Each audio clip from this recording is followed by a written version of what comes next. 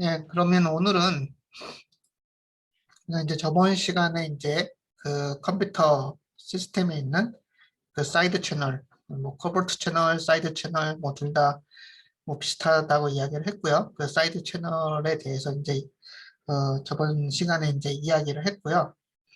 그다음에 이제 그 사이드 채널 어택이 이제 가장 많이 이용하는 그 캐시 사이드 채널 어택, 그 캐시 하이라키의 그 타이밍 디퍼런스, 그러니까는 사실 우리가 이제 메모리 시스템에 대해서 배울 때 캐시라는 것이 그 어쨌든 자주 쓰는 데이터를 그런 캐시라는 작은 그런 메모리에 집어넣고 그다음에 그 데이터가 요청이 되면은 그 캐시에서 줄 수 있으니까 빠르게 줄 수 있고 물론 이제 데이터가 이제 캐시 없게 되면은 어쨌든 데이터는 메모리에 있게 되니까는 그 메모리에서 이제 전달을 해주면 되고 뭐 이렇게 이제 동작을 한다라고 했고 근데 이제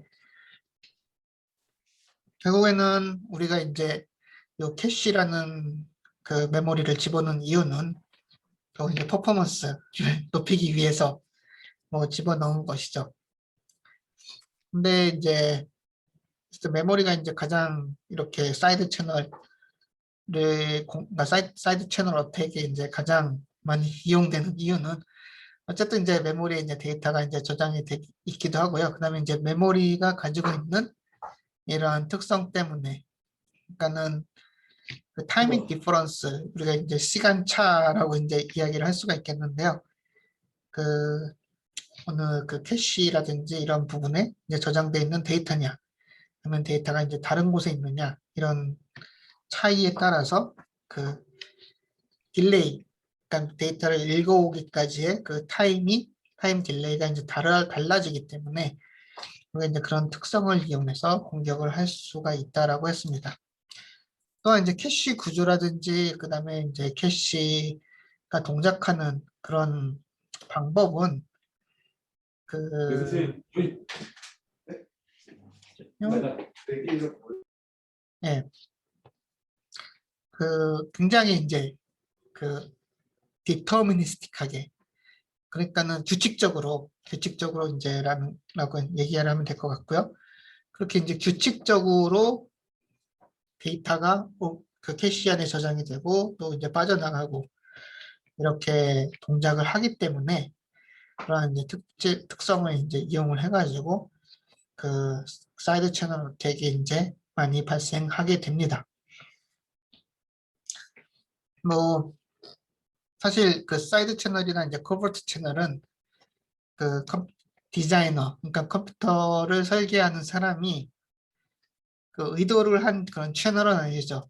그 어쨌든 컴퓨터에서 이제 의도된 채널은 어, 말씀드렸듯이 뭐 데이터가 변한다든지 메모리에서 아니면은 레지스터 파일에서 데이터가 변한다든지 이 두 개가 이제 의도된 그런 채널이라고 이제 우리가 얘기를 할 수가 있겠는데요. 근데 이제 이렇게 그런 의도하지 않았던 그런 타이밍 디퍼런스 이런 것을 이용을 해가지고 커버트 채널하고 이제 사이드 채널이 이제 존재를 하고요. 그다음에 이런 사이드 채널을 이용해서 공격이 발생을 하게 됩니다. 그리고 사실 그러니까 디자인을 하는 사람은 저도 이제 컴퓨터 하드웨어를 디자인하는 사람이니까 또 이제 퍼포먼스를 가장 우선적으로 이제 디자인을 할 수밖에 없고요. 뭐 그런데 이제 이런 퍼포먼스를 높이기 위한 것들이 공격에 이제 사용되면은 조금 뭐 억울할 수도 뭐 있겠죠. 뭐 그렇지만은 뭐 말씀드렸듯이 점점 이제 보안, 세큐리티가 이제 중요해지면서 그런 세큐리티에 대해서 좀 생각을 하면서 또 디자인을 하는 것도 점점 중요해지고 있습니다. 뭐 결국에는 뭐 저 같은 사람이 이제 또 고민해야 되는 그런 고민할 거리가 또 이제 하나 더 늘어났다는 게 그렇게 뭐 썩 유쾌한 거는 아닌데요. 뭐 그래도 뭐 어쩔 수 없죠. 그 세상이 이런 아까 시큐어한 그런 컴퓨터 환경을 원하고 또 이제 이런 그 보안과 있는 시큐리티가 굉장히 이제 중요한 그런 시대에 살고 있기 때문에 시대가 원하는 대로 또 연구를 하고 또 발전을 시켜 뭐 나가야겠죠. 우리가 이제 저번 시간에 그 두 가지의 이제 캐시 타이밍 어택에 대해서 이제 좀 배웠습니다. 하나는 이제 프라임 프로브가 이제 되겠고요. 하나는 이제 플래시 릴로드 요 두 가지 방식이 있는데요. 뭐 어떻게 이제 동작을 하는지를 뭐 여러분들이 이제 조금 잘 알아두면 이제 좋겠습니다. 뭐 결국은 이제 하드웨어 우리가 이제 이런 보안에 대해서 이제 배웠는데 뭐 프라임 프로브다 이제 플러시 릴로드 이런 그런 보안 공격에 대해서 그래도 좀 알고 있어야지 예 그래도 배웠다라는 그런 뿌듯함이 또 남아 있을 거라고 이제 생각을 합니다. 그리고 이제 프라임 프로브라는 거는 그 우리가 이제 그러니까 어태커가 이제 캐시를 다 채운 상태에서 그다음에 캐시를 다 채웠는데 빅팀이 이제 캐시를 액세스를 하면서 그 채워져 있는 데이터가 캐시에서 이제 빠져나갔을 때 여기는 다시 어태커가 이 캐시를 다시 자기가 저장해 놓은 데이터를 다 읽어가려고 했을 때 빠져나간 부분은 다른 데이터잖아요. 그런 다른 데이터이기 때문에 그 빠져나간 부분은 그 데이터를 읽어오는데 오래 걸릴 거고요. 그 오래 걸린 부분들을 다 예측을 할 수가 있습니다. 왜냐면은 어쨌든 우리가 이제 캐시를 채울 때 뭐 캐시 블럭을 채울 때 캐시 블럭이 채워지는 그런 원리라든지 이런 부분들은 다 잘 알려져 있고요. 또 이제 규칙적이기 때문에 어느 부분이 이제 빠져나갔다라는 걸 알게 되면은 그 빅팀이 어떤 형태 아니면 어떤 데이터를 액세스를 했구나 이런 거를 우리가 또 이제 어태커가 이제 유추를 할 수가 있게 되겠고요. 또 플러시 릴로드는 이제 약간 이제 다른 그 방식이라고 이제 할 수가 있겠는데 이거는 이제 데이터가 이제 쉐어드 되는 그런 상태에서 그 어태커가 이제 캐시에 들어가 있는 내용들을 다 이제 다 내보내고요. 뭐 인텔의 이제 CL 플러시 그 명령어 같은 그런 명령어가 있죠. 그 CL 플러시 명령어를 쓰면은 캐시에서 데이터를 다 그 메모리 쪽으로 내보낼 수가 있기 때문에 뭐 이런 명령을 써가지고 캐시에 있는 데이터들을 다 이제 빠져 나가게 할 수 있습니다. 그런 다음에 이제 빅팀이 그 데이터를 자기가 액세스를 하게 되면은 빅팀이 액세스한 데이터들은 다시 캐시로 들어오게 되겠죠. 그러면 이제 그 어태커가 빅팀이 이제 다 액세스를 한 다음에 다시 이제 그 데이터들을 하나하나 리드를 해보는 겁니다. 그러면 이제 여기는 이제 shared 데이터이기 때문에 그 빅팀이 액세스를 한 부분은 어태커가 다시 액세스를 할 때 캐시에서 읽어오게 되고요. 뭐 그렇게 되면은 캐시에 있는 데이터들은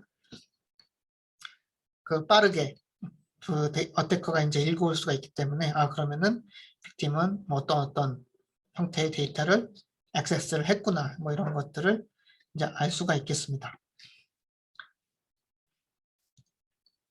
그래서 이제 캐시 타이밍 어택 모델을 이제 우리가 보게 되면은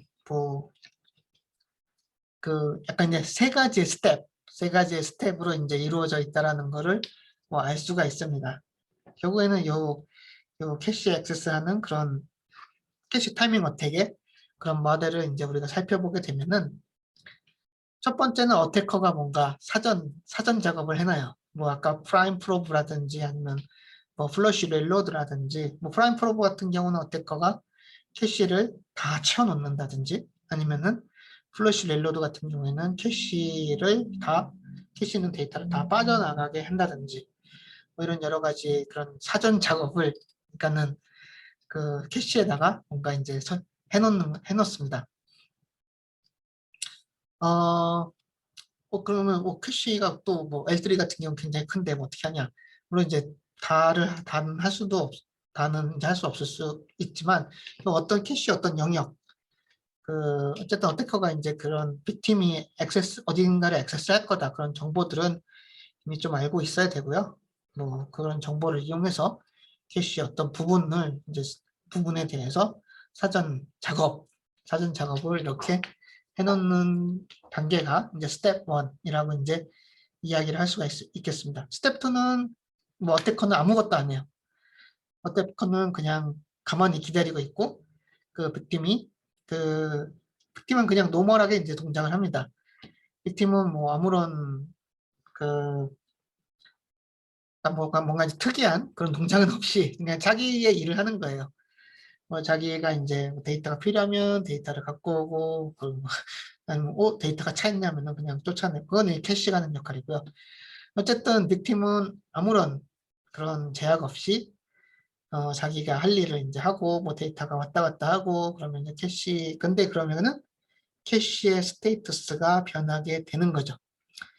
그래서 이제 중요한 거는 캐시의 스테이터스가 변한다는 건데요. 이 캐시의 스테이터스는 사실은 이게 아키텍처럴 스테이트가 아니기 때문에 변해도 상관없어요. 어떤 상태가 되든지 간에 이 캐시의 스테이트는 사실은 상관이 없습니다. 뭐 예를 들어서 뭐 그냥 캐시 하나가 다 망가졌다. 뭐 그래도 얘는 그냥 잘 동작하는 거예요. 캐시가 다 망가져서 저장할 수 없다. 물론 이제 좀 느려지긴 하겠지만은 뭐 그럼에도 불구하고 뭐 캐시에 있는 그러니까는 이 어떤 프로그램의 동작은 전혀 이제 틀릴 것이 없는 그런 동작이 되게 됩니다. 어쨌든 스텝 2는 어테커는 이제 가만히 있고 그 빅팀이 자기의 어떤 노멀 오퍼레이션을 이제 수행하는 그런 단계가 되겠고요. 이제 스텝 3는 이제 빅팀이 뭐 어떤 해당되는 오퍼레이션은 이제 끝나면은 캐시의 상태가 이제 변해져 있겠죠. 그러면 이제 스텝 1에서 어테커가 이렇게 막 잘 준비를 해놓은 그런 상태에 대해서 변화가 이제 생기게 되고요. 팀에 의해서. 그럼 어테커는 걔네들을 자기가 이제 만들어 놓은 그런 사전 스텝 1에서 만들어 놓은 그런 상태를 다시 이제 뭐 프로브를 한다고 해야 되나요? 아니면 계속 액세스를 한다든지 이런 식으로 해가지고 뭐 타임을 재게 됩니다. 그래서 데이터를 갖고 오는 타임을 계속 매저를 하면서 그 매저를 했을 때 이게 빠르냐 슬로 아니면 느리냐 뭐 이런 식으로 우리 어테커가 그런 캐시에 있는 변화를 그 뭐랄까 figure out 그러니까는 이렇게 변화를 이제 캐치를 하는 그런 작업이 스텝 3라고 이제 볼 수가 있겠습니다. 뭐 결국에 이제 3 스텝을 이제 보게 되면은 여기서 이제 어테커가 동작하는 스텝은 얘랑 얘예요. 스텝 1과 스텝 3. 네, 스텝 2 같은 경우에는 얘는 이제 노멀한 그냥 빅팀의 동작이 되겠습니다. 자, 그러면은 우리가 이제 이제 시큐리티, 그러니까는 보안의 시큐어한 그런 엑스큐션에 대해서 이제 생각을 한다라고 했을 때 결국 어태커를 막는 것도 어태커의 동작을 디텍션하고 그 다음에 디텍션 됐으면은 그거를 이제 막는 것도 이제 중요하죠. 결국에는 이런 캐시 사이드 채널 어택에 대해서 어떻게 하면 디텍션 할 수 있겠느냐 이런 연구도 이제 많이 진행이 되고 있고요.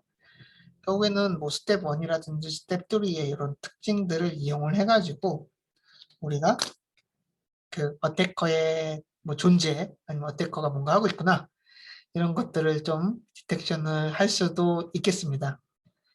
그러니까 뭔가 스텝 1과 스텝 3 같은 경우에는 그래도 뭔가 특이한 그런 오퍼레이션이 이제 발생한다라고 이제 볼 수가 있기 때문에 뭐 이런 부분에 대해서 또 이제 디텍션 할 수 있는 알고리즘, 디텍션 할 수 있는 뭐 프로그램, 소프트웨어를 우리가 이제 개발을 할 수도 있다라고 할 수 있겠습니다. 근데 이제 어태커도 이제 그냥 당하고 있진 않죠. 그래서 최대한 노멀 어플리케이션에 비슷한 그런 뭐 특징을 가질 수 있도록 뭔가 또 바꿔주고 뭐 이런 것도 이제 또 생각할 수가 있겠습니다. 그래서 참 어려워요. 그러니까는 뭐 어태커가 가지고 있는 특징이 있긴 한데 특징을 또 이제 우리가 이제 그걸 이용해서 디텍션을 하면은 또 이제 그런 특징들을 또 이제 숨길 수 있는 방법을 또 생각을 해내고 그래서 왔다 갔다 이렇게 이제 연구가 진행이 되기도 합니다. 그래서 이제 디펜스라는 방법은 이제 어떻게 하면 되겠느냐? 결국에는 이런 캐시라든지 그런 메모리 하이라키에 대한 그런 사이드 채널 어택이 굉장히 이제 지금 많이 발견이 되었고 또 계속해서 연구가 되고 있고요. 뭐 그렇기 때문에 우리는 거기에 대해서 이제 그걸 막을 수 있는 그러니까 디펜스를 할 수 있는 그런 방법들에 대해서 또 연구를 해야 되겠죠. 그래서 이제 하드웨어적인 그런 방법이 있을 수가 있고 그다음에 이제 소프트웨어적인 방법이 있을 수가 있겠습니다. 뭐 하드웨어적인 방법이라고 하면은 그 첫 번째로는 우리가 이게 파티셔닝 이런 방법을 우리가 쓸 수가 있습니다. 파티셔닝은 뭐냐? 아까 그 결국에는 이런 뭐 프라임 프로브라든지 아니면은 플러시 레일로드라든지 이런 방법이 지금 동작하는 그런 기본적인 뭐랄까 베이스? 기본적인 베이스의 그 특징이 뭔가요? 여기서 어태커랑 빅팀이 캐시를 둘 다 사용한다라는 거죠. 캐시 공간에 대해서 어떤 캐시 공간에 대해서 어태커랑 빅팀이 둘 다 쉐어를 하기 때문에 이런 공격이 또 역시나 가능해지는 거죠. 여기서 보면은 스텝 2에서 이제 빅팀이 이제 동작하는 어떤 오퍼레이션이 어태커가 뭔가 준비를 해놓은 스텝 1의 그런 상태를 바꾼다. 뭐 거기에 있는 기본적인 베이스먼트는 어태커랑 빅팀이 캐시의 공간을 쉐어한다라는 그런 베이스먼트가 존재를 하는 겁니다. 자, 그러면은 그런 식으로 이제 공격이 가능하다라고 하면은 결국에는 어태커랑 그 빅팀이 캐시를 사용하는 공간을 우리가 이제 파티셔닝, 그러니까 서로 이제 간섭 못하게 이렇게 막아놓는 방법을 살 수가 있겠죠. 그거를 이제 공간적으로, 그러니까 스페이셜 파티셔닝 이렇게 할 수도 있겠고, 아니면 뭐 시간적으로 이제 템포럴 파티셔닝 이렇게 할 수도 뭐 있겠습니다. 뭐 이런 방법을 우리가 이제 쓸 수가 있고요. 뭐 이러면 이제 해결이 되겠죠. 근데 이제 문제는 뭐냐? 역시나 이제 퍼포먼스라든지, 퍼포먼스가 문제가 되죠. 퍼포먼스가 이제 문제가 되는 거죠. 우리가 이제 캐시라는 공간이 굉장히 이제 프리시어스한, 굉장히 이제 소중한 그런 공간이라고 이제 보면 되겠습니다. 근데 이제 우리가 이제 파티셔닝을 한다. 어떤 어플리케이션마다 파티셔닝을 한다라고 하면은 하나의 어플리케이션이 사용할 수 있는 공간은 줄어들게 되죠. 그 결국에는 그냥 작은 캐시를 사용하는 거랑 좀 똑같은 그런 효과를 주게 되고요. 뭐 그러면은 분명히 퍼포먼스는 줄어들게 되죠.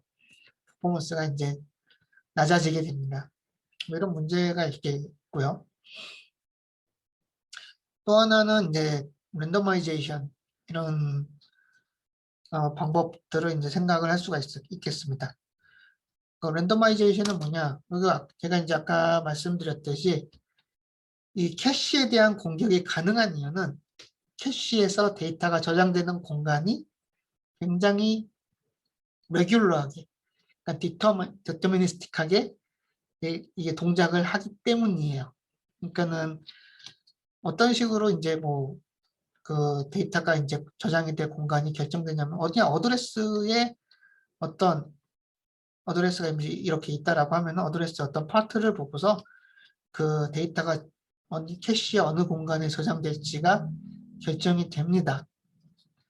뭐 그러니까는 우리가 이제 레귤러하게 이렇게 그 공간이 결정이 되기 때문에 그 어태커가 이제 그런 룰을 이제 알고 근데 거의 다 알고 있어요. 왜냐면 이거 다 컴퓨터 아키텍처 시간에 배우는 거기 때문에 어태커가 그 룰을 알고 있다라고 하면은 캐시 K를 이제 역으로 이제 계산해가지고 그 빅팀이 어느 부분을 액세스를 하는지, 어떤 데이터가 뭐 이용을 했는지 이런 부분들을 유출을 해낼 수가 있습니다. 뭐 그러니까 이거를 만약 그 부분이 문제가 된다라고 하면은 그 부분을 어태커가 유출을 못하게 섞어 놓는 방법이 있겠죠. 랜더마이제이션, 랜덤 캐시라는 그런 아이디어도 이제 뭐 발표가 되었습니다. 리서치 아이디어라고 이제 할 수가 있고요. 그럼 캐시 매핑이라든지 이런 부분들을 뭐 랜더마이즈 한다. 이렇게 이제 생각을 할 수가 있겠고요. 뭐 하나는 이제 노이즈. 뭐, 그러니까는 뭐 노이즈라는 거는 그 어태커가 이제 이렇게 픽하려는, 캐치를 하려는 그런 데이터가 있을 거고요. 근데 이제 뭔가 막 섞어 놓으면은, 그러니까는 리얼 데이터가 아닌데 그냥 가베지 데이터가 이제 어디가 막 섞여 있으면은 어태커가 이제 그냥 자기가 원하는 데이터를 이렇게 캐치를 하는데 이제 힘들 수가 있겠죠. 뭐 예를 들어서 이렇게 이제 뭐 플러시 릴러드다. 그래서 이제 그 팀이 이제 이렇게 액세스를 하는데 뭔가 여기 이상한 노이즈 같은 거를 막 끼워 넣는다. 뭐 이렇게 하게 되면은 어태커는 유추하기가 더 힘들겠죠. 예, 그래서 이제 이런 노이즈 어디션도 하나의 이제 방법이 될 수 있습니다. 이게 이제 하드웨어 베이스드 뭐 디펜스 방법이 되겠고요. 다음에 이제 좀 더 자세하게 살펴볼 예정이고요. 뭐 그런데 이제 문제는 뭐냐면은 이렇게 이제 뭐 여러 가지 이제 방법들에 대해서 학계에서 이제 이야기를 하고 뭐 발표도 하고 이렇게 하는데 이게 실제로 그 하드웨어로 적용된 거는 그렇게 많지가 않아요. 왜냐하면은 기본적으로 필연적으로 퍼포먼스가 퍼포먼스가 낮아지고 또 그 퍼포먼스 낮아지는 것들을 뭐 커스터머는 싫어합니다. 어쩔 수가 없죠. 그러니까 하드웨어를 만드는 그 회사들, 뭐 인텔이나 뭐 AMD죠. 인텔, AMD, ARM 뭐 이렇게 이런 회사들이 될 텐데 커스터머가 싫어하면은 그 만들 수 없죠. 만들기가 힘들죠. 예, 그래서 이제 실제로 적용된 거는 그렇게 쉽게 찾기는 뭐 어렵습니다. 뭐 그럼에도 이제 불구하고 뭐 우리가 이제 열심히 연구를 해야 되는 분야이고요. 뭐 비슷한 아이디어가는 이제 뭐 인텔이라든지 이런 데서 채택한 그런 또 경우도 있기 때문에 열심히 연구를 해야 되는 뭐 그런 분야라고 이제 할 수가 있겠습니다. 하나 이제 소프트웨어 베이스드 디펜스라는 것이 또 뭐 있을 수가 있겠죠. 이거는 이제 그런 이런 공격에 쓰이는 그런 베이스먼트를 소프트웨어적으로 섞어버리는 이런 방법들을 우리가 이제 생각을 할 수가 있겠습니다. 뭐 가장 쉽게 생각하는 거는 그 마이크로 아키텍처럴 스테이트를 소프트웨어적으로 그 지워버리면 되는 거죠. 다시 다 그러니까 어태커가 결국에는 어태커가 이용을 하는 거는 아키텍처럴 스테이트는 아니에요. 물론 이제 소프트웨어적인 버그가 있다고 하면은 그거를 이제 어태커가 이제 사용을 할 수도 있겠지만 그건 이제 소프트웨어의 문제고요. 하드적으로 봤을 때는 어태커가 이제 사용을 하는 거는 마이크로 아키텍처럴 체인지입니다. 걔는 이제 소프트웨어한테는 원래는 이게 보여지면 안 되는데 뭐 이런 사이드 채널을 통해서 이제 보여지기 때문에 이제 문제가 되는 거고요. 결국에는 이제 소프트웨어적으로 마이크로 아키텍처럴 스테이트를 뭔가 플러시할 수 있는, 지워버릴 수 있는 그런 방식을 또 우리가 생각을 할 수가 있고요. 뭐 뭐 기본적으로 이제 브랜치 히스토리 버퍼가 있을 때 그 브랜치 히스토리 버퍼를 뭐 클리어한다든지 그런 것들을 뭐 생각을 할 수가 있겠습니다. 아니면은 뭐 오늘 또 배우긴 하겠지만 뭐 멜트다운 같은 경우에는 뭐 그런 이용했던 방식들을 뭐 아이졸레이션 시킨다든지 뭐 페이지 테이블을 아이졸레이션 시킨다든지 이런 것들도 이제 약간의 이제 소프트웨어적인 그런 방식이라고 할 수 있겠습니다. 이제 스케줄링 이런 것 부분들을 또 바꿀 수가 있겠고요. 어태커가 이제 캐치를 하기 어렵게. 그때는 뭐 노이즈를 첨가를 하는 것도 뭐 소프트웨어적인 그런 방식이 이제 될 수가 있겠습니다. 여기 이제 하드웨어 이미 있는 하드웨어에 뭔가 vulnerability가 취약점이 있을 때 그 있는 하드웨어를 이제 바꿀 수는 없잖아요. 그거는 불가능하니까. 그러면 우리가 이제 소프트웨어적인 패치, 미티게이션이라고 우리가 부르게 되는데 그런 여러 가지 이제 방법들로 이제 패치를 할 수가 있겠습니다. 근데 이제 문제는 뭐냐, 역시나 이런 소프트웨어적인 방식은 퍼포먼스가 더 떨어지죠. 왜냐면 이제 하드웨어는 소프트웨어보다 이제 빨리 돌아가기 때문에 그래서 이제 하드웨어를 이제 우리가 사용하는 건데 소프트웨어적으로 이런 부분들을 이제 처리를 하기 위해서는 역시나 컴퓨터가 명령어를 또 그 처리를 해야 되고요. 그다음 뭐 여러 가지 이제 또 지금까지 우리가 퍼포먼스를 위해서 이용했던 그런 부분들을 뭐 디세이블 시킨다든지 뭐 여러 가지 진짜 그 퍼포먼스를 위해서 뭐 했던 뭐 스페큘레이션 이런 거를 뭐 그냥 무시한다든지 뭐 이런 식으로 이제 우리가 소프트웨어적인 방식을 채택을 할 수가 있고 그러면은 그 퍼포먼스가 더욱더 떨어지게 되는 문제가 있습니다. 예. 그래서 뭐 우리가 이제 이 방식, 하드웨어 방식, 소프트웨어 방식을 이제 뭐 채택을 하는데 하드웨어 방식이 워킹한다라고 하면은 뭐 우리는 계속해서 이제 하드웨어를 점점 더 그 시큐어하게 이제 바꿔야 되긴 하겠고요.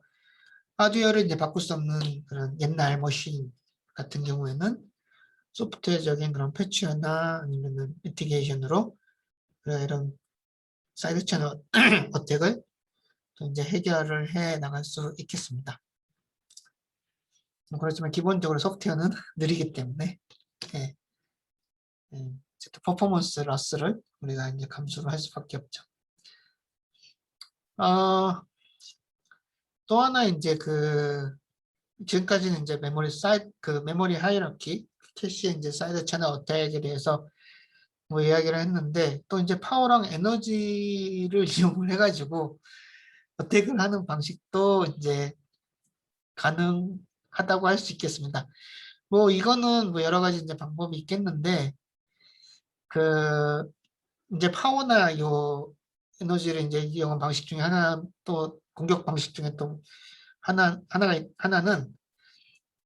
잘못된 데이터. 그러니까는 뭔가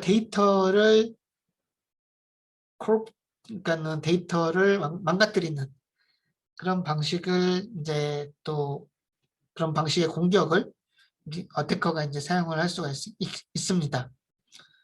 뭐 이거는 이제 그 CPU에서 이제 뭐 CPU가 이제 도는 뭐 프리퀀시나 이제 볼티지를 이제 조정을 해서 뭔가 이 CPU에서 있는 메모리에 있는 데이터들 우리가 이제 바꿀 수 있는 그런 공격 방법이 되겠는데요. 예를 들어서 이제 볼티지를 뭐 떨어뜨린다든지 아니면 프리퀀시를 갑자기 이제 바꾼다든지 이런 식으로 이제 그 하드웨어가 그 커렉트한 동작이 아닌 인커렉트한 동작을 이제 하도록 바꿔서 데이터가 이제 변하게 한다든지 이런 게 하는 또 공격도 있다고 합니다. 네. 네, 그래서 이제 그 다음에 이제 뭐 이런 뭐 방식 중에 또 하나가 이제 로해머닝하고 또 메모리에 대한 그런 공격도 그건 이제 다음에 또 좀 더 자세하게 또 이야기를 하도록 하겠습니다.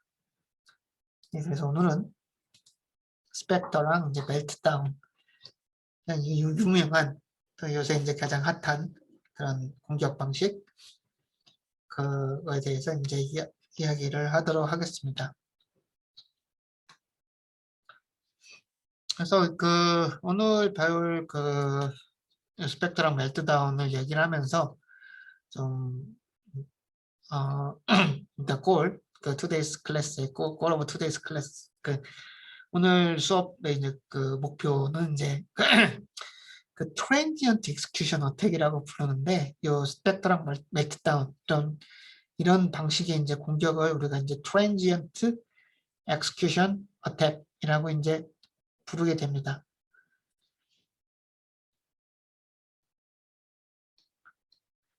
뭐 저번 시간에 우리가 이제 사이드 채널 어택을 이제 배웠는데 뭐 그럼 이거 좀 다른 건가? 뭐 이렇게 생각할 수가 있는데요.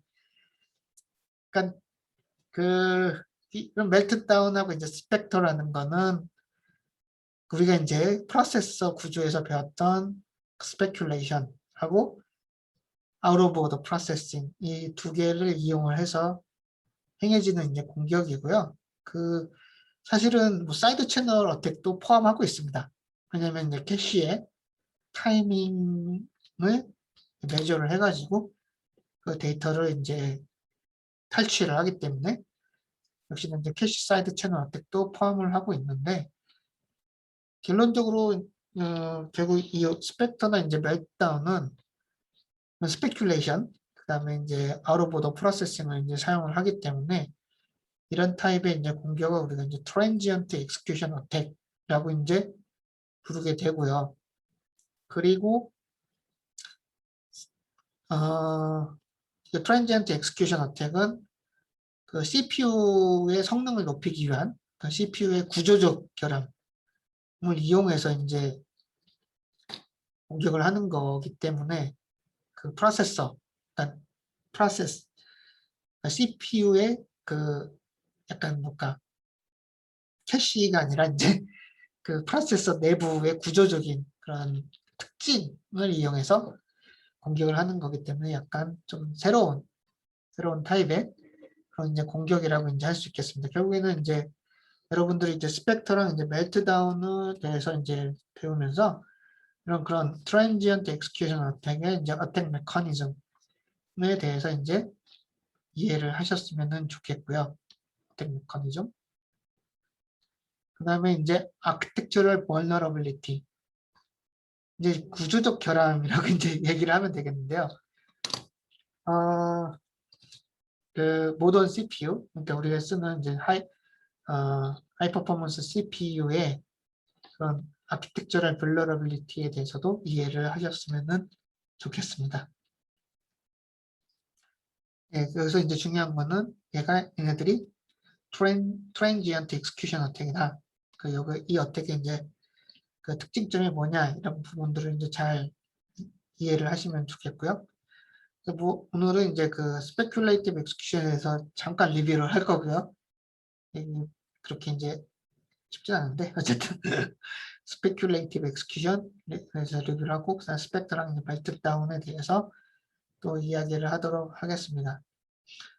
사실 스펙터랑 이제 멜트다운이 이제 발견이 되었을 때 이제는 많이 충격이 있었죠. 이게 또 이제 뭐 캐시 사이드 채널 어택은 뭐 그러려니 해요. 왜냐면은 그 어쨌든 캐시 하이러키는 굉장히 이제 많이 사람들이 다 알고 있는 학부 컴퓨터 구조 과목만 들으면은 다 알 수 있는 그런 어떤 뭐랄까 그런 종류의 문제라고 이제 볼 수가 있고요. 그걸 통해서 공격할 수 있구나. 사이드 채널이 있다라는 건 다 알고 있습니다. 거기에서 해서 그 사이드 채널에 대해서 그 사이드 채널의 존재에 대해서는 다 알고 있어요. 사람들이. 그리고 이제 그걸 통해서 뭐 공격도 가능하다. 그렇지. 어쩔 수 없지. 뭐 이렇게 생각을 하는 그런 종류의 이제 문제라고 이제 한다면은 트랜지언트 익스큐션 어택은 사실 그렇게 잘 알려져 있는 방식이 아니고요. 또한 뭐 발견된 것도 그렇게 뭐 오래되진 않았습니다. 2018년인가? 그때 이제 발견됐으니까 2017년인가 2018년인가. 네, 그 다음에 얘네들은 뭐 버그 보면 어떤 거는 버그 비슷할 수도 있지만 버그가 아니에요. 그러니까는 뭐 인텔이나 뭐 AMD가 프로세서를 잘못 설계했다. 그래서 발생하는 뭐 취약점이다. 뭐 이런 종류의 문제가 아니라 얘네들은 그 인텔이나 AMD가 프로세서를 설계를 할 때 우리가 이제 퍼포먼스를 높이기 위해서는 어쩔 수 없이 들어가야 되는 그런 종류의 어떤 프로세서 구조고요. 뭐 지금의 이제 그 우리가 쓰는 뭐 랩탑이나 아니면 데스크탑 이런 데 쓰는 그런 CPU들은 다 이런 그 스페큘레이션 그다음에 out of order processing 이런 구조적인 그런 인핸스먼트를 통해서 굉장히 이제 퍼포먼스가 잘 발전해 왔습니다. 그런데 이제 이런 부분들을 이용해서 또 이제 공격이 발생한다는 것 자체가 좀 이제 가장 충격적인 예, 그런 부분이라고 이제 볼 수가 있겠습니다. 예, 그래서 뭔가 어떻게 연구를 해야 되지? 막 그렇게 이제 사람들이 이제 생각을 하기도 했고요. 근데 뭐 또 이제 연구한 그런 결과들이 점점 이제 나오고 있고요. 어떻게 하면 이제 해결할 수 있을지 뭐, 연구를 하고 있습니다. 그래서 뭐 스페큘레이티브 익스큐션에 대해서 조금 이제 복습을 하도록 하겠습니다. 우리가 이제 프로세서 구조에 대해서 리뷰를 하면서 이 과목에서 리뷰를 하면서 제가 이제 그 파이프라인 아키텍처부터 시작을 해가지고 그 다음에 뭐 좀 어렵긴 했겠지만은 out of order processing 그 다음에 이제 speculation 이런 부분에 대해서 다 이제 리뷰를 했었죠. 그게 이제 이걸 이해를 하셔야 되기 때문에 그래서 좀 그 리뷰를 한 거고요. 예, 그래서 좀 그거에 대해서 다시 한번 또 리뷰를 하도록 하겠습니다.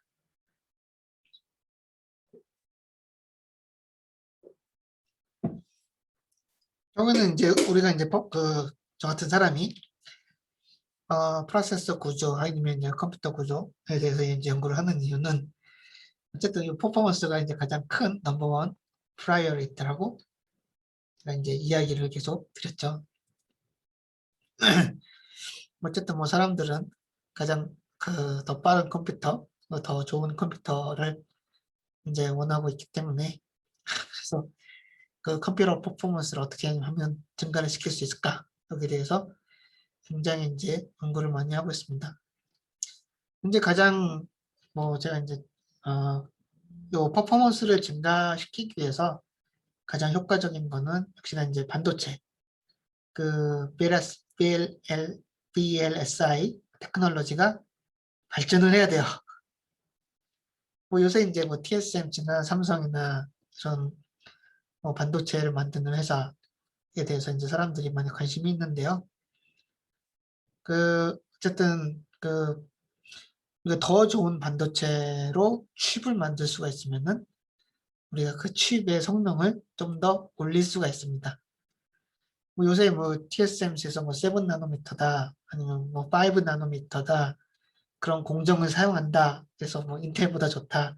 인텔은 아직 10 나노도 못 갔다. 뭐 이렇게 뭐 관심이 있으시면 그 반도체의 그런 뭐 마켓이라든지 아니면은 트렌드라든지 이런 데 관심이 있으시면 그래도 이제 좀 들어보셨을 만한 그런 뭐 이야기라고 이제 생각이 드는데요. 그래서 이제 그 7 나노미터다, 뭐 5 나노미터다, 아니면 뭐 10 나노미터다 이렇게 말하는 이 나노미터 그 단위 이게 요 CMOS 트랜지스터의 채널 랭크를 얘기를 합니다. 그러니까 CMOS 트랜지스터가 뭐 그냥 단면으로 보게 되면은 여기 이제 폴리가 있고, 뭐 폴리가 있고 여기에 뭐 웰이 있고, 웰이 있고, 그다음에 다시 얘를 뭔가 싸고 있고, 뭐 이런 형태로 이제 돼 있는데요. 이 채널 랭크라는 거는 이 폴리의 그 위트를 이제 이야기를 하는 거고요. 그다음에 이 채널 랭크가 작으면 작을수록 우리가 더 빠르고 더 에너지를 그러니까 파워를 덜 소모하고 그 다음에 더 작은 그런 트랜지스터를 만들 수가 있고요. 어차피 칩이라는 거는 굉장히 많은 수의 트랜지스터로 이루어졌기 때문에 그런 뭐 트랜지스터 하나에 그 퍼포먼스가 증가를 한다고 하면은 뭐 전체적인 그런 시스템, 그 칩이라든지 이런 부분에 대해서 우리가 퍼포먼스를 증가를 시킬 수가 있죠. 채널 랭스를 우리가 이제 이게 내리면 내릴수록 이제 좋은 게 뭐냐? 제가 아까 말씀드렸듯이 첫 번째는 빠릅니다. faster. 두 번째는 더 작습니다. 그다음에 세 번째는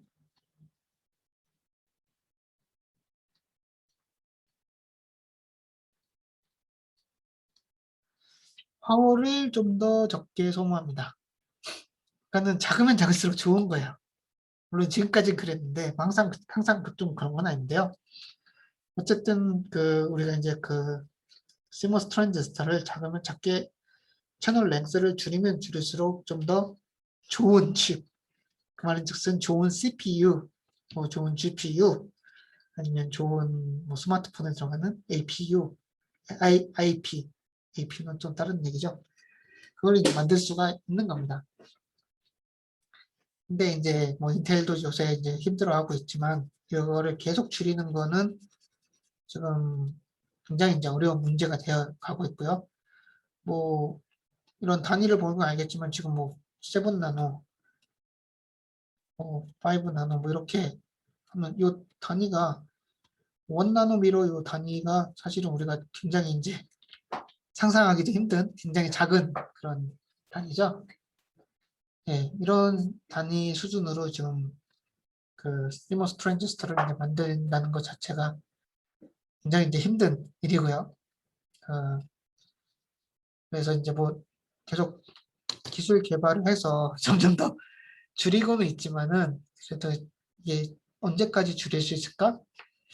그 사람들이 이제 점점 더 걱정을 하고 있어요. 예. 뭐 인텔이라는 그런 거대한 회사 자체가 아직도 10나노미터로 내려가는 것 자체를 또 힘들어한다는 거, 뭐 그것만 봐도 이 스케일링, 그러니까는 시모스 트랜지스터의 사이즈를 줄이는 것이 굉장히 힘들다라는 걸 알 수가 있습니다. 뭐 또 하나 이제 문제는 이게 지금 우리가 점점 줄여가고는 있지만은 이게 계속 이제 줄이고 이렇게 해도 옛날처럼 그렇게 큰 효과를 얻고 있지를 못해요. 아까 제가 이제 세 가지 장점을 얘기를 했잖아요. 뭐 faster, 그다음에 smaller, 그다음에 less power.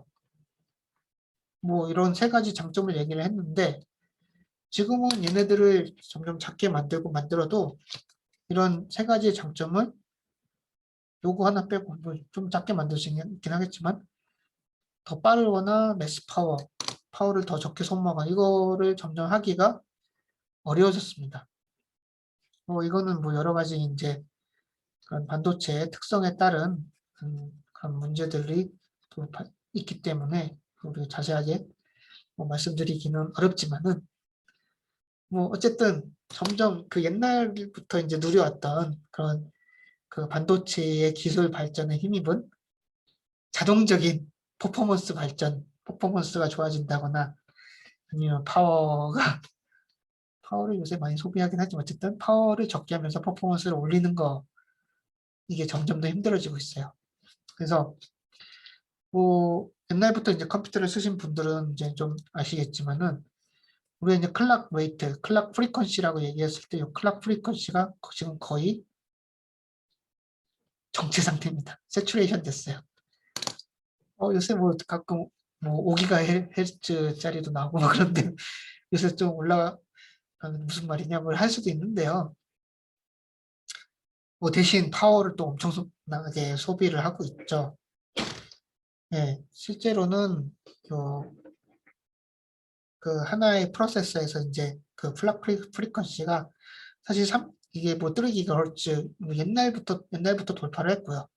근데 아직도 그 수준에서 놀고 있죠. 아직 점점 더 빠른 그런 트랜지스터를 만드는 게 힘들어지고 있습니다. 점점 이제 세츄레이션 돼가고 있어요.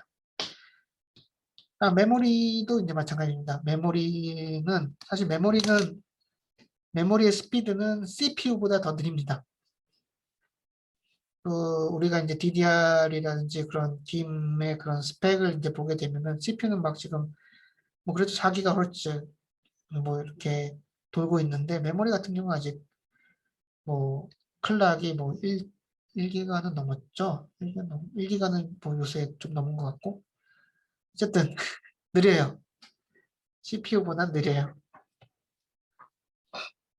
그래서 메모리 스피드 물론 이제 많이 이제 지금 개선을 하고 점점 더 빠른 메모리가 나오고 있기는 하지만 CPU에 비해서는 아직 느립니다. 결국에는 우리가 이제 지금의 이제 그런 VLSI 테크놀로지 이것을 이용해서 해가지고 퍼포먼스를 올리기는 점점 힘든 그런 세상에 살고 있고요. 이거는 이런 문제들은 2000년대 초반부터 계속 그 이야기를 해왔던 그런 문제들이긴 합니다. 뭐 지금 와서 문제가 되는 게 아니라 2000년대 초반부터 점점 시모스를 이용해서 그 VLSI 테크놀로지를 이용해서 더 좋은 CPU를 만든다. 이거 점점 어려워지고 있고요. 그 다음에 메모리는 어차피 느리고 이렇게 이제 우리가 이야기를 할 수가 있습니다. 2000년대 초반이니까는 좀 이상할 수가 있는데요. 이게 사실이에요. 네, 그때부터 이제 있어왔던 문제고요. 그러면은 요 VLSI 테크놀로지 얘는 이제 반도체를 연구하는 사람들이 하는 그런 주제고요. 우리들은 아키텍처. 저는 이제 컴퓨터 구조, 아키텍처를 하는 사람이니까 아키텍처를 하는 사람이 열심히 해서 또 이렇게 이제 성능을 올릴 수가 있습니다. 예, 그게 이제 이런 컴퓨터 아키텍처를 연구하는 사람들이 하는 거고요. 여러 가지 그런 방법들이, 여러 가지 그런 구조적인 그런 방법들이 제한이 되었어요. 그 다음에 그걸 통해서 컴퓨터의 성능은 CPU의 성능, GPU의 성능, 이런 프로세스의 성능은 비약적으로 이제 발전을 해왔습니다. 그러니까 뭐 VLSI 테크놀로지에 힘을 입은 것도 있지만 구조적인 그런 개선, 이런 아키텍처럴 리서치를 통해서 컴퓨터 프로세서의 성능은 아주 좋게 발전을 해왔습니다. 뭐 그 중에 이제 대표적인 거 이제 뽑아보면은 메모리 하이라키도 역시 맞고요. 메모리 하이라키를 통해서 우리가 이제 느린 메모리의 어떤 장벽을 돌파를 해왔고요. 패스트 앤 스몰 로컬 캐시를 통해서 그 다음에 아웃오브오더 프로세싱 아웃오브오더 프로세싱을 통해서 그런 데이터 디펜던시에 따른 퍼포먼스 저하 이런 것들도 돌파를 해왔습니다. 그 다음에 스페큘레이티브 엑스큐션 뭐 브랜치 프레딕터라든지 이런 여러 가지 또 테크닉을 이제 사용을 해가지고 성능을 높여왔어요. 그 다음에 thread level parallelism 예, 멀티코어라든지 아니면은 뭐 인텔의 하이퍼 트레딩 아니면 그 다음에 뭐 이제 GPU 이런 여러 가지 그런 새로운 구조를 통해서 또한 성능이 아주 많이 발전해 왔습니다. 그래서 이런 퍼포먼스적인 그런 한계를, 그런 리미테이션을 그런 구조적인 그런 테크닉, 그 다음에 구조적인 연구를 통해서 이제 퍼포먼스를 증가를 시켜왔는데, 예, 이제 멜트다운, 그 다음에 이제 스펙터라는 것들이 예, 또 이제 하나의 또 챌린지로 발견이 이제 됐다라는 거죠.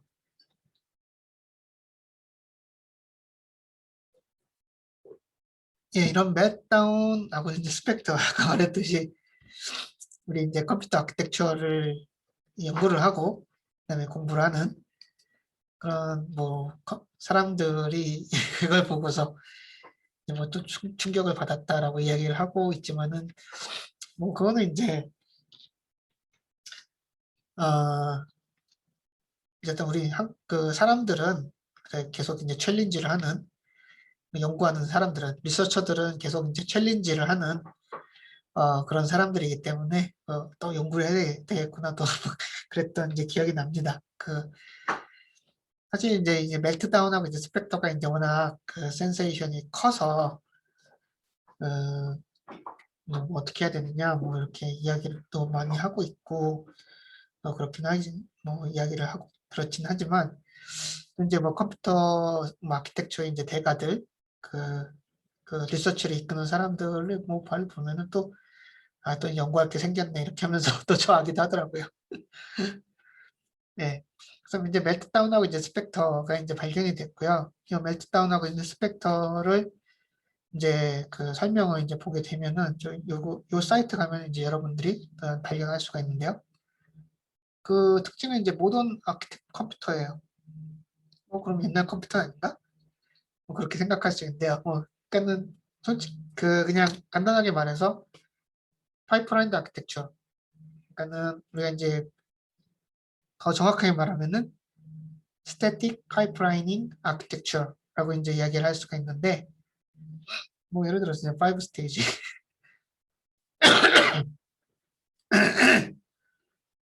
예, 죄송합니다.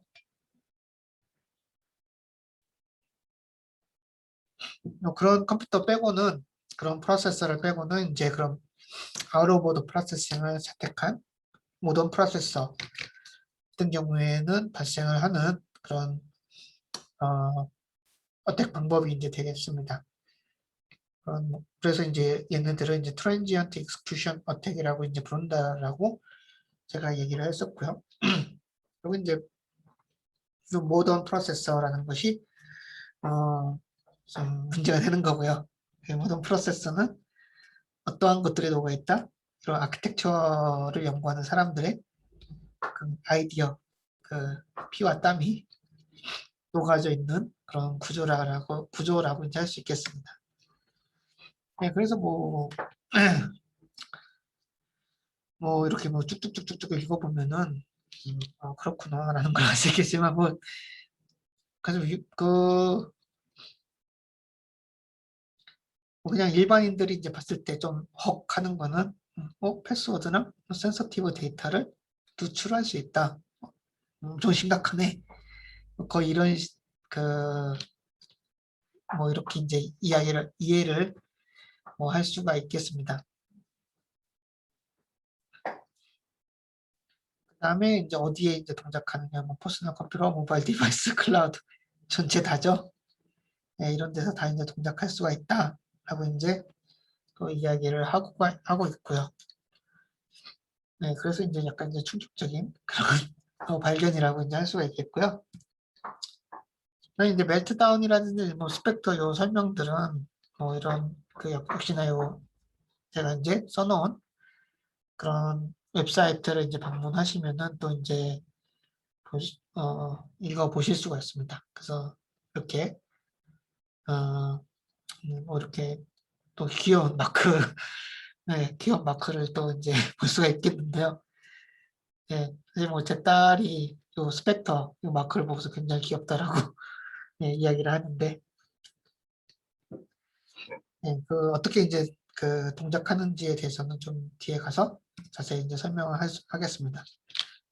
자, 그러면은 요 멜트다운과 이제 스펙터는 왜 생기느냐 도대체, 예, 왜 이제 골치를 아프게 하느냐라고 했을 때 결국에는 요 핵심적인 그 동작은 speculative execution이에요. speculative execution. 자, 우리가 이제 프로세서 리뷰를 할 때 그 speculative execution에 대해서 이제 배웠는데, 요것의 이제 가장 큰 특징은 사실은 우리가 이제 브랜치만 얘기를 했지만은 어쨌든 이제 요 브랜치 프레딕션, 그다음에 리오드 버퍼, 요게 이제 가장 큰 뭐 우리가 특징이라고 이제 얘기를 할 수가 있겠습니다. 그러니까 이제 스페큘레이티브 엑스큐션은 뭐냐? 우리가 이제 계속 말씀드렸듯이 굉장히 높은 확률로 그 브랜치의 동작을 우리가 프레딕션 할 수 있다.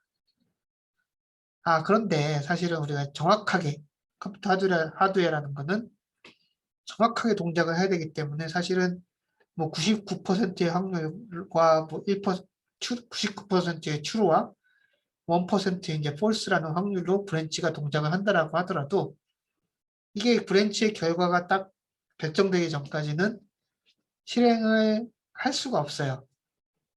왜냐면 1%로 뭐 false가 발생할 수 있기 때문에.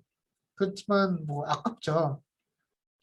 왜냐면 이제 99%가 이제 true가 될 거를 이미 다 알고 있고, 이미 그게 관찰이 되고 있고, 또 이제 굉장히 높은 확률로 우리가 프레딕션도 할 수 있는데, 그걸 실행하지 못하고 기다려야 되는 컴퓨터는 놀고 있고요. 그러니까는 그 프로세서가 놀고 있고, 근데 이제 브랜치의 그 결과가 결정될 때까지 기다려야 돼요.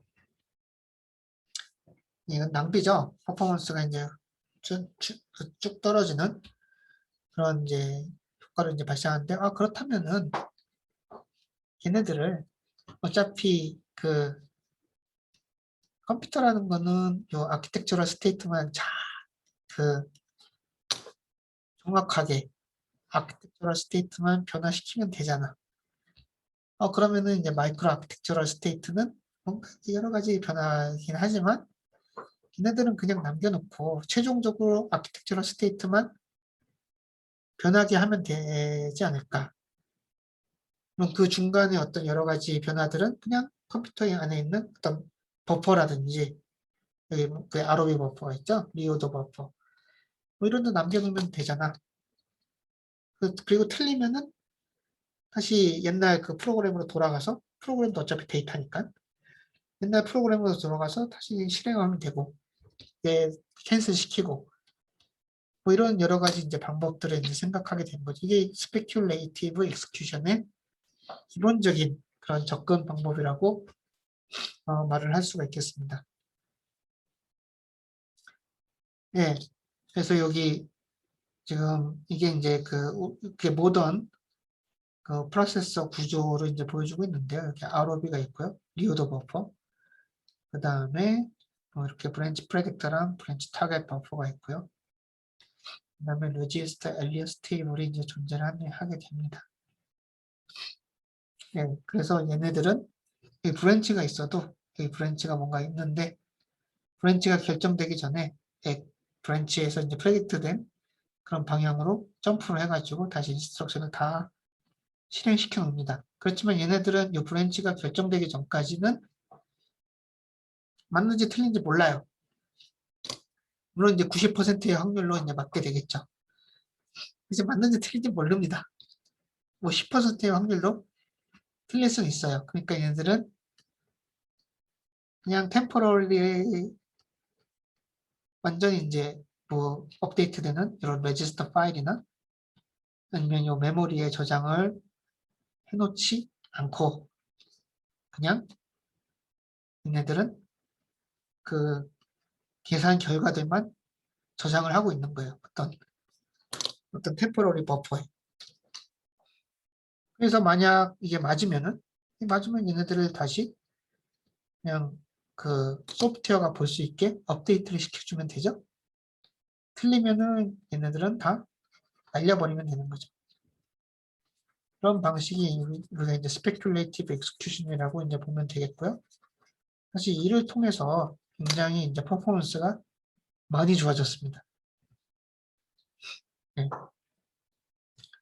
그래서 이제 어떤 식으로 이제 동작을 하느냐, 사실 제가 이거는 안 보여드렸을 것 같은데 여기 보면은 이제 뭐 인스트럭션들이 있죠. 여기 인스트럭션들이 있고 그다음에 뭐 로드 인스트럭션, add 얘는 이제 스토어 인스트럭션인데 뭐 어드레스를 제너레이션하는 스토어가 있고 그다음에 실제로 데이터를 저장하는 스토어가 있어요. 뭐 add 그다음에 branch 인스트럭션이 있죠. 요거는 이제 인스트럭션이 이제 배치가 되고 인스트럭션이 이제 수행이 되는 거를 이제 보여주고 있는 겁니다. 여기를 이제 보게 되면은 지금 브랜치 여기 이제 클락 요 카운트인데 이제 뭐 시간이라고 보면 되겠어요. 일단 1이 가장 제일 과거 시간이고 시간이 이제 커지면 커질수록 클락 카운트가 이제 많아지면 많아질수록 점점 더 그 최신 그런 시간이라고 이제 보면 되겠습니다. 보면 알겠지만은 브랜치가 굉장히 늦게 지금 실행이 되고 있어요.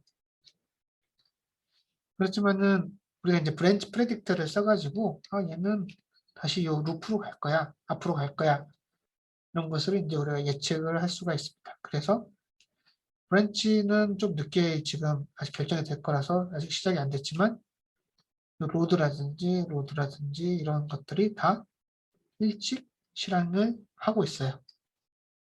어차피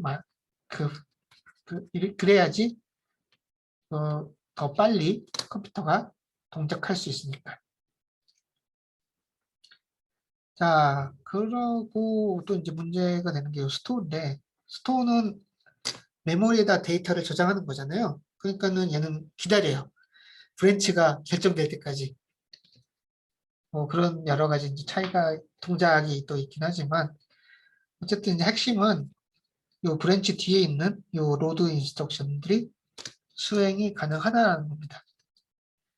그래서 이렇게 되다가 우리 이제 리타이어라는 부분인데 이 리타이어가 최종적으로 그 아키텍처럴 스테이트, 아키텍처럴 스테이트가 레지스터 파일과 메모리에 최종적으로 이제 업데이트가 되는 거를 이제 뜻합니다. 그러니까 이 인스트럭션이 최종적으로 업데이트가 되는 거는 그 클락 카운트가 6일 때, 얘는 7일 때 이런 식으로 이제 업데이트가 되는데 보면 알겠지만은 인스트럭션의 그 순서대로 업데이트가 돼요. 그리고 그거는 소프트웨어가 그렇게 수행이 돼야 되기 때문이에요. 결국 뭐가 뭐냐? 인스트럭션은 미리 계산을 해놓습니다. 그러니까 수행은 다 해놔요. 아웃 오브 오더 프로세서니까. 계산값은 다 만들어 놓는데 그거를 아키텍처럴 스테이트에 업데이트하는 거는 그런 결정돼야 되는 이런 브랜치라든지 이런 것들이 다 값이 결정된 다음에 순서대로 쭉 업데이트를 해줍니다. 이게 이제 스페큘레이티브 엑스큐션이 되겠고요. 지금은 이제 맞는 맞는 결과인데 만약 이 브랜치를 이제 프레딕션 하는 게 틀렸다면은 요 뒤에 있는 인스트럭션들은 다 캔슬 시켜줍니다. 그러니까는 진짜 만약 이게 브랜치가 틀렸다. 해봤는데 너는 실행이 되면 안 됐었어. 얘네들은 브랜치가 결정돼 봤더니 그러면 요 로드 인스트럭션이 이제 수행됐던 거 얘네들을 다 캔슬 시켜줘야 돼요. 근데 어차피 요 브랜치가 리타이어 된 로드 인스트럭션은 브랜치가 이제 요 리타이어, 그러니까 커밋이라고 제가 보통 얘기도 하는데 브랜치가 이제 그 아키텍처럴 스테이트에 업데이트가 딱 된 뒤 이후에 어차피 업데이트를 합니다. 근데 어차피 여기서 이제 뭐 잘못됐다는 걸 알게 되면은 그러면은 그냥 업데이트 안 하면 되겠네. 이렇게 하는 거예요. 어차피 안 할 건데 뭐. 안 하면 되겠죠. 그 다음에 뭐 마이크로 아키텍처럴 스테이트를 지금 업데이트를 안 했으니까 그냥 놔두면 되는 거죠.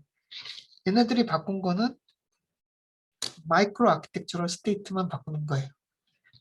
근데 그게 뭐냐? 여기서 로드가 이제 실행이 되죠.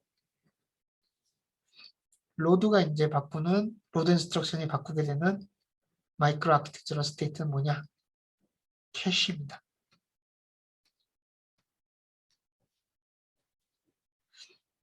제가 이제 여기다 이제 동그라미 쳐놓겠는데 사실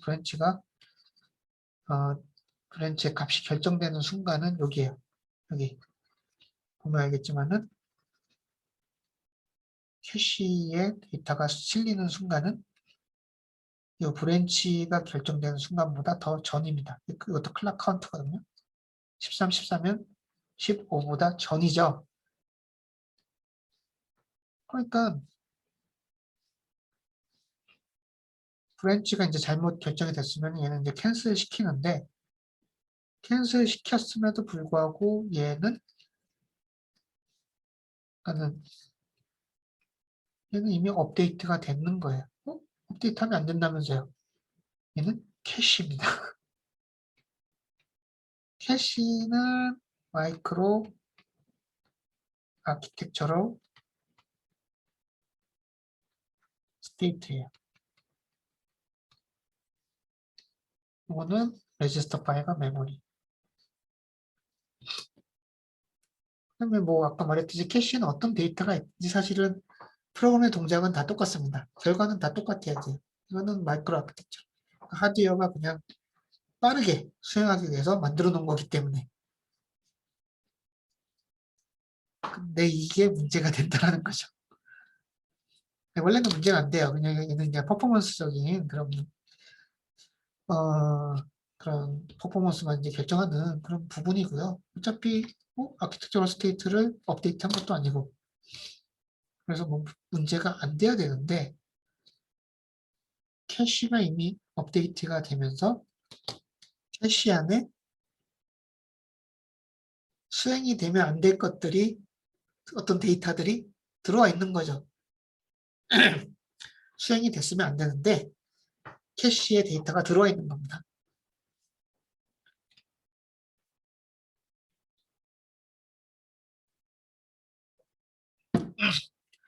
근데 그거는 문제가 되지 않는다. 문제가 되면 안 된다.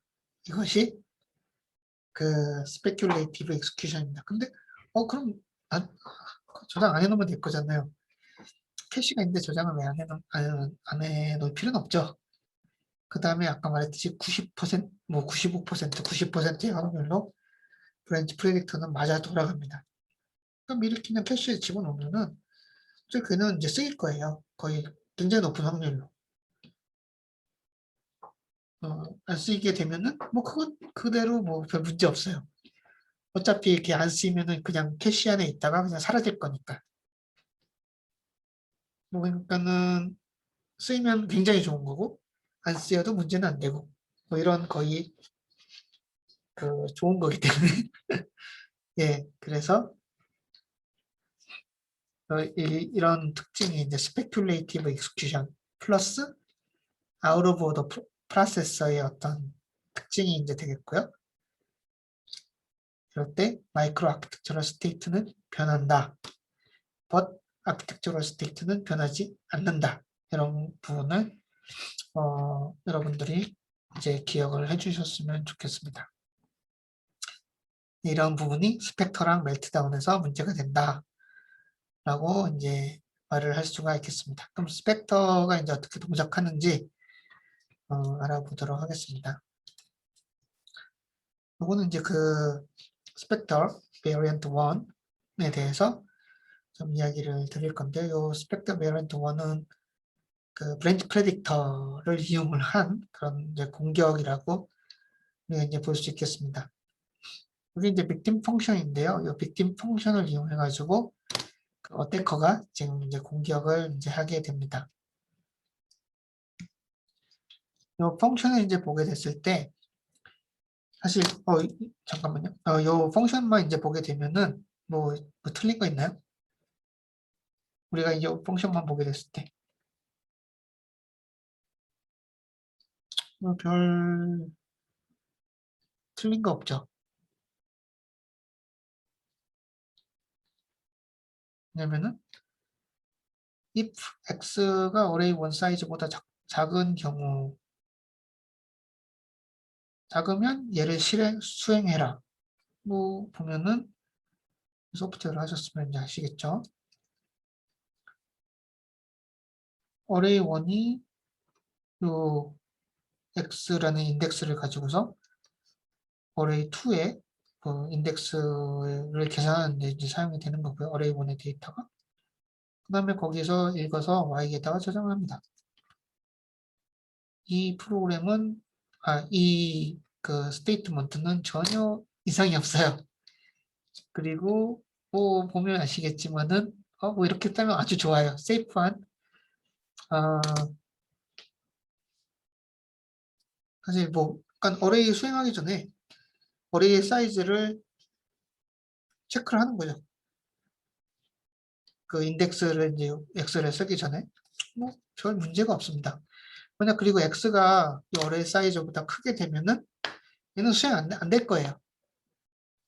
얘네들은 뭐 프로그래머는 이제 그걸 알고 있습니다. 뭐 그렇기 때문에 이렇게 이제 뭐 프로그래밍을 할 수가 있는 거고요. 예. 근데 이제 이런 형태의 이제 프로그램이 이런 어택에 이제 사용될 수가 있다라는 거죠. 예. 여기서 이제 요 X라는 거, 요 X라는 것을 어태커가 이제 뭔가 이제 조작을 할 수가 있다고 이제 생각을 하는 거고요. 그 다음에 요 array one size, X랑 이제 비교를 하게 되는 array one size 이 밸류를, 요 베어리어블을 그 어태커가 이제 캐시에서 이제 쫓아낸 상태라고 이제 보시면 되겠습니다. 그리고 요거를 이제 사용을 할 거예요.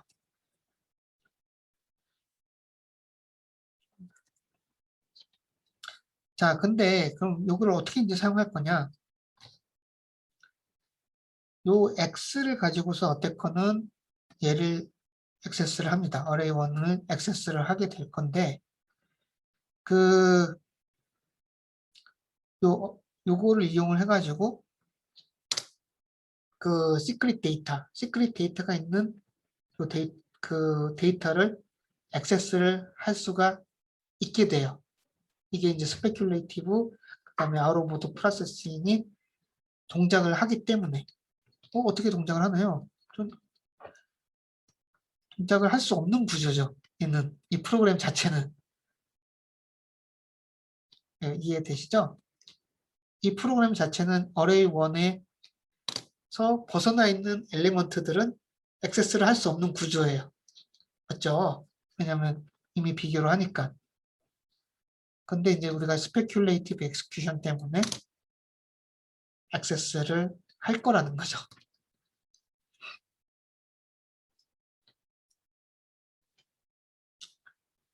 왜냐면은 얘가 지금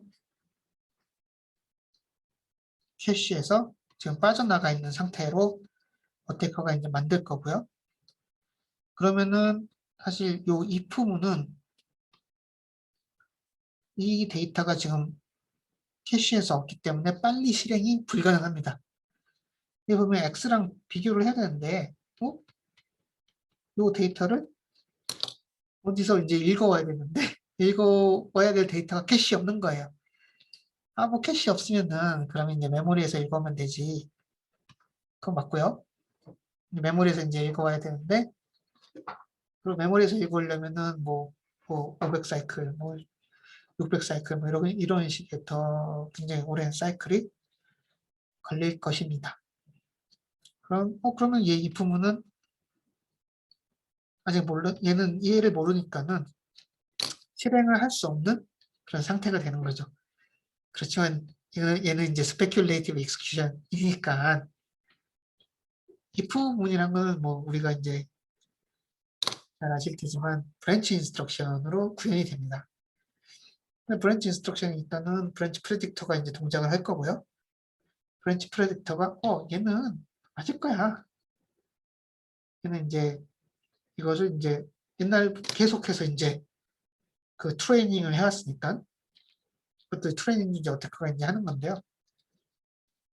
이 브랜치 인스트럭션은 true가 될 거야 라고 브랜치 프레딕터는 예측을 하는 거예요. 계속해서 그렇게 트레이닝이 되겠으니까. 그래서 그냥 얘를 수행을 합니다.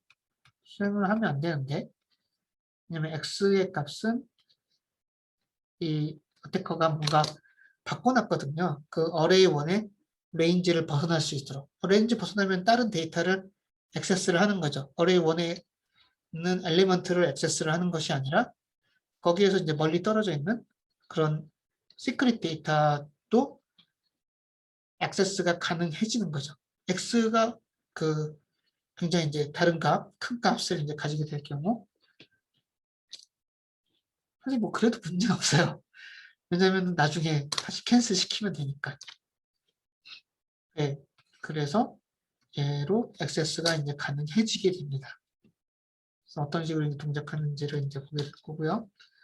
자, 그래서 여기서 이제 어레이를 가지고 액세스를 하게 되는데, 요 이제 시크릿 데이터가 있다라고 이제 우리가 얘기를 하고 있고, 요 시크릿 데이터의 위치, 어드레스라든지 이런 것들은 어태커가 이제 알고 있다라고 이제 가정을 하도록 하겠습니다. 그 다음에 아까 말했듯이 array1이 그 시크릿 데이터를 갖고 오는데 이제 사용이 돼요. 그 다음에 보시면 아시겠지만 array2가 지금 array1에서 읽어온 데이터를 인덱스로 이제 사용을 해가지고 또 array2에서 값을 읽어와서 y 값을 채워요. y 베어리어블을 이제 채우게 되는 거죠. 그래서 이 array2는 캐시 사이드 채널 어택으로 사용이 됩니다. 네, 어떤 식으로 동작하는지 한번 보겠습니다. 자, 우선 이 array2가 어떻게 왜 캐시 사이드 채널로 어택으로 사용이 되느냐를 한번 이제 보도록 할게요. 이 array2가 이제 로컬 캐시에 있다라고 하면은 이 array2 속에 있는 데이터들, 이 엘리먼트들은 우리가 이제 굉장히 빠르게 읽어올 수가 있습니다. 그렇죠? 그렇지만 이제 array2가 뭐 캐시, 그러니까 로컬 캐시가 아니라 메모리에 있다. 뭐 아니면 라스트 레벨 캐시, 뭐 레벨 3 캐시에 있다 하면은 얘네들은 굉장히 오랜 시간이 이제 걸릴 거예요. 요거는 이제 캐시 사이드 채널이죠. 우리가 이제 익히 알고 있는 그런 캐시 사이드 채널이라고 이제 볼 수가 있겠는데요.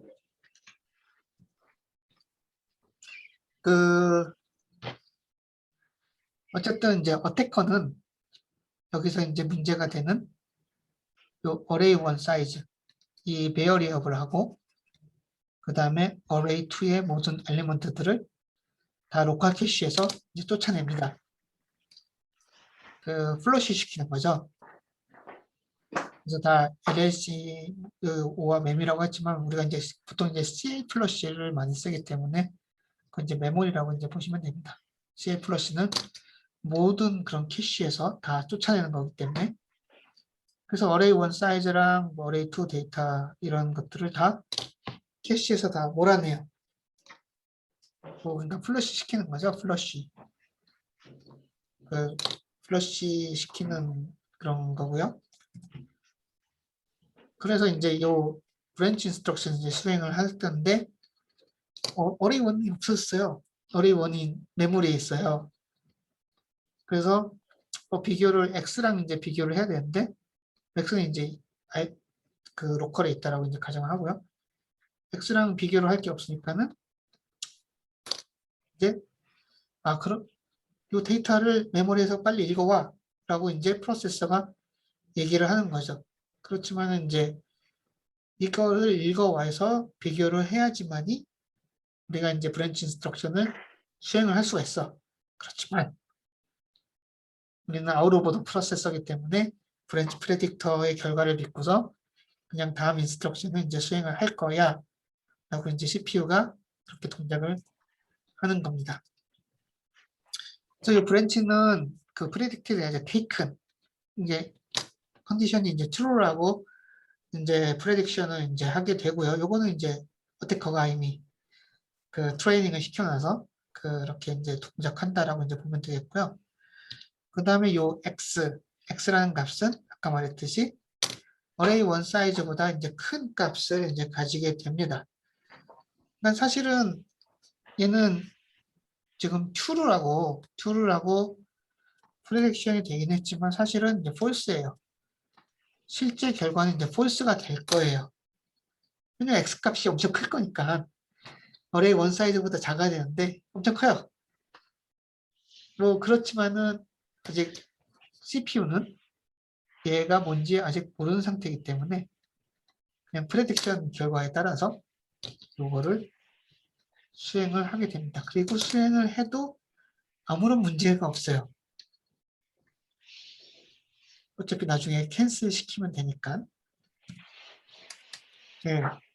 그래서 이제 그 X라는 요거를 가지고서, 인덱스를 가지고서 액세스를 하는 것이 어떤 시크릿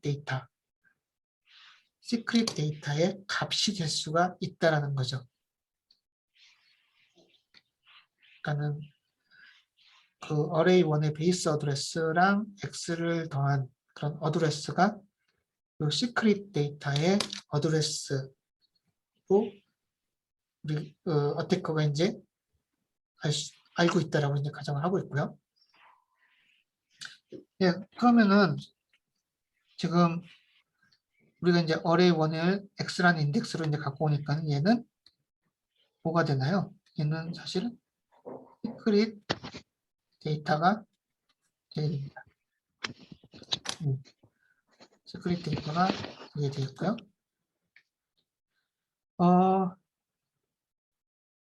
얘가 이제 시크릿 데이터에다가 511을 곱하는 이건 이제 캐시 구조가 그렇게 되기 때문에 그 캐시 구조를 생각해서 511을 이제 곱해주는 거고요.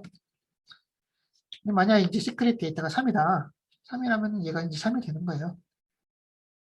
그러면 어차피 얘는 아직 그지 몰라요. 아직 그 메모리에서 갖고 오려면 시간이 오래 걸리니까는 자 그러면은 얘는 그 3 곱하기 511의 인덱스를 가지는 array 2 데이터를 로드 인스트럭션을 수행을 해가지고 로컬 캐시에 채워 넣습니다. 그래서 이제 갖고 오는 거죠. 얘를 어차피 왜 갖고 오나요?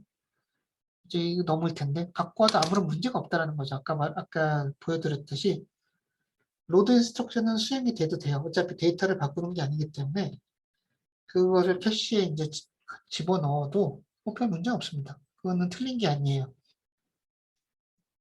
자,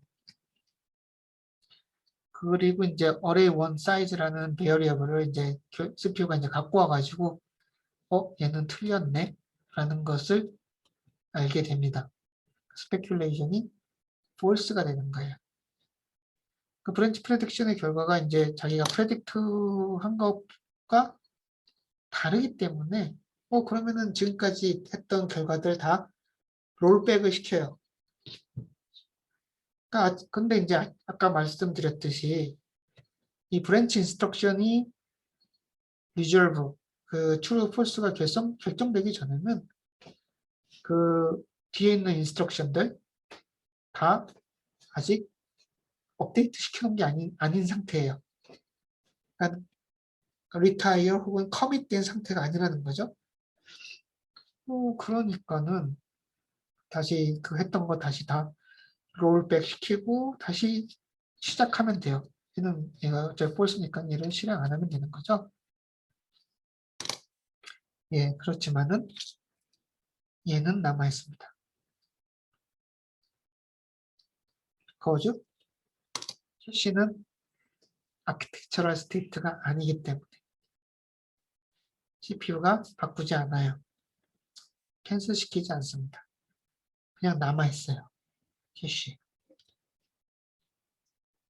그러면 이제 그 다음에 이제 그 아까 말했던 캐시 사이드 채널을 이용을 해가지고 우리가 그 공격을 하면 되니까 데이터를 탈취를 하면 되죠. 그 어태커는 array2 데이터를 다 읽어옵니다. 다 읽어와요. 이렇게. 자, 읽어오게 되는데 지금 읽어오게 될 때 얘를 읽어오면 그러니까는 이걸 바꾸면서 이제 읽어오게 되는데 얘는 오래 걸릴 거고요. 왜냐면 여기서 오니까 얘도 오래 걸릴 거고요. 얘도 오래 걸릴 거예요. 얘는 캐시에 있네? 캐시에서 읽어옵니다. 굉장히 빠르게 읽어오게 되겠죠. 다시 얘는 오래 걸리고 얘도 오래 걸려요. 자, 어태커가 이 인덱스를 가지고서 계속 스캔을 하면서 데이터를 읽어오는데 인덱스가 3일 때 얘가 빨리 읽어오네? 얘는 그러니까 시크릿 데이터는 3이 되겠습니다. 네. 이게 이제 스펙터의 이제 동작 방식이라고 이제 보면 됩니다. 기본적으로 그 스펙터는 이제 스페큘레이티브 엑스큐션을 이용을 하고 있고요. 그 다음에 스페큘레이티브 엑스큐션 되면은 캐시가 업데이트 된다라는 사실을 이용을 하고 있습니다. 그 아까도 말씀드렸지만 이거는 캐시 사이드 채널 어택도 여기 포함하고 있죠. 예.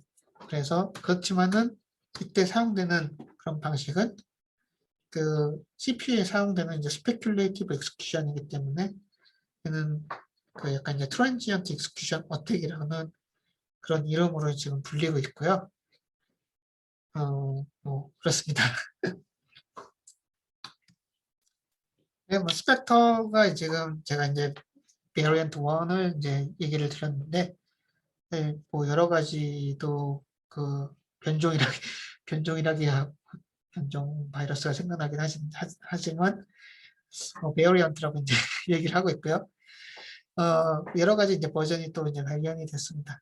여러 가지 버전이 발견됐는데, 이 여러 가지 버전은 그 스페큘레이티브 익스큐션을 일으키는 그런 쪽에 이제 그 아까 트리거 소스라고 이제 소스에 따라서 이런 여러 가지 이제 변종 비어리언트가 이제 발견이 됐다라고 우리가 이야기를 할 수 있고요. 뭐 스페큘레이티브 스토어, 브랜치 타겟 인젝션, 뭐 레이지 FP, 뭐 RSP, 리턴 스택 버퍼 이런 여러 가지의 그런 스페큘레이티브 익스큐션 CPU에서 사용하는 거고요. 다 그런 여러 가지 소스를 통해서 공격을 하는 방식이 밝혀졌어요.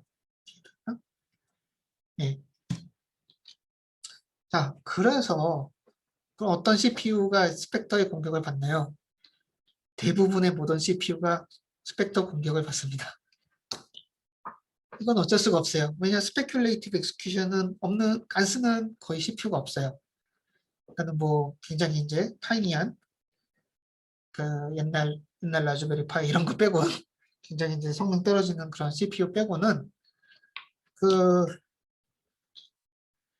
모든 CPU 같은 경우, 그러니까 요새 쓰는 뭐 대부분의 CPU는 아우터보드 프로세싱과 스페큘레이티브 익스큐션을 다 가지고 있습니다. 그리고 캐시 하이어키는 뭐 워낙 다 있기 때문에 캐시 사이드 채널 어택을 사용하는 거는 어쩔 수 없고요. 예. 근데 이제 중요한 건 뭐냐 그럼 그럼 어떡해요. 스펙터 막아야 되는데 스펙터는 하드웨어 버그가 아니에요. 막기도 어려워요. 요거를 막으면은 뭐랄까 그 컴퓨터의 성능이 굉장히 많이 떨어질 것입니다. 네, 막기도 어렵습니다. 여러분이 혹시 리눅스를 쓰고 계신다고 하면은 뭐 이런 그 명령어 그 리눅스에 있는 뭐 버그라고 이제 좀 돼 있긴 하지만 사실 버그가 아닌데 뭐 버그를 CPU 인포를 읽어서 이 CPU에 발견된 버그가 뭔지를 알아내는 그런 그럴 수가 있는데요. CPU 인포를 읽으면 되는데 여러분 리눅스 쓰면서 이제 이렇게 이제 한번 해보면은 그 CPU에서 발견된 버그가 무엇인지 알 수가 있습니다. 보면은 스펙터 B1 있죠. 이거는 이제 그 연구실에 있는 라이젠 7 CPU를 한번 해보니까는 이렇게 나왔고 역시나 인텔 i7 9세대에도 스펙터 B1은 지금 존재하죠. 이게 버그가 아니기 때문에 아직도 고치질 않은 거예요. 멜다운 같은 경우는 이 카인드 오브 버그라고도 할 수 있어가지고 인텔 9세대 같은 경우에는 멜트다운이 발생하지 않습니다. 이 스펙터 같은 경우에는 얘가 얘를 스페큘레이티브 익스큐션 자체를 없애면 안 되기 때문에 계속 지금 아직도 살아남아 있는 취약점이라고 이제 볼 수가 있겠습니다. 네. 시간이 됐네요. 그래서 멜다운은 다음 시간에 이제 제가 설명드리도록 하고요. 그래서 오늘은 스펙터 그에 대해서 이제 설명드린 걸로 마치도록 하겠습니다. 질문 있나요?